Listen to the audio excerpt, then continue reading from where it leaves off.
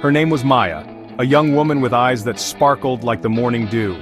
She lived in a small village nestled amidst fields of golden wheat. Maya had a laugh that could light up a room, a spirit that soared with the kites in the sky. Life was simple, days filled with laughter, chores, and the warmth of family.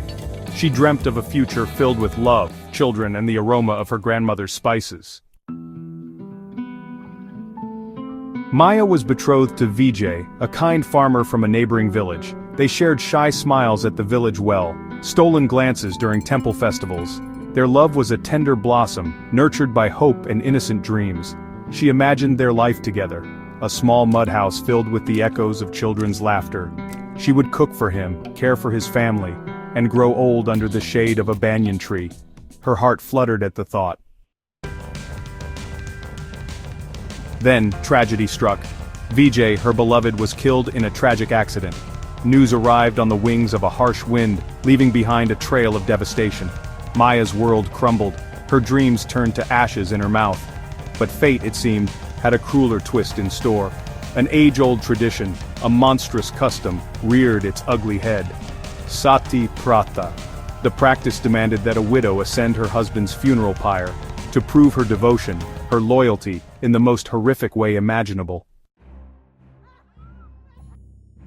Terror choked Maya's breath, her body trembled, not from the cold, but from the icy hand of fear that had gripped her heart. She pleaded, she begged, but her voice was lost in the cacophony of tradition. The village elders, her own family, all turned deaf ears. Her pleas were met with justifications. They called it a glorious sacrifice, a path to eternal unity with her husband. But Maya saw it for what it truly was, a monstrous act, a cruel denial of her right to grieve, to live. Her family, blinded by tradition, tried to comfort her. They spoke of honor, of duty, of a glorious afterlife, but their words were hollow echoes in her ears. Her mother, her sisters, even they couldn't meet her eyes.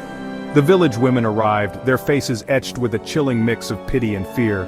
They adorned her in a red silk sari, the color of a bride, a cruel mockery of her fate. They applied henna to her hands, hands that yearned to embrace life, not death. The pyre awaited, a monstrous bonfire against the twilight sky. The air crackled with the anticipation of the crowd, their faces illuminated by the flames, but Maya saw only darkness. A black abyss of despair beckoned her. They led her towards the inferno.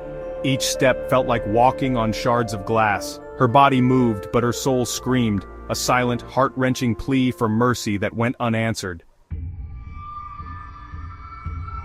Maya's story is not unique.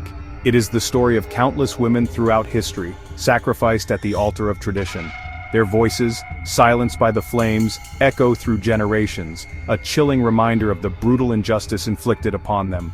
Their stories must be told, their voices, though silenced, must be heard. For it is in remembering their pain, their sacrifice, that we truly honor them. Sati Pratha, though abolished, has left behind a scar on the face of humanity. A scar that serves as a constant reminder of the vulnerability of women, the dangers of blind faith, and the urgent need for change.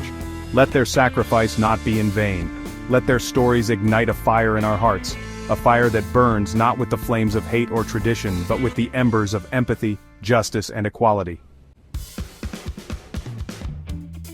We cannot change the past, but we can shape the future. Let us vow to create a world where every woman is free to live, to love, to dream. A world where traditions are questioned, and where humanity triumphs over blind faith. Let the memory of Maya and countless others like her fuel our fight for a just and equitable world.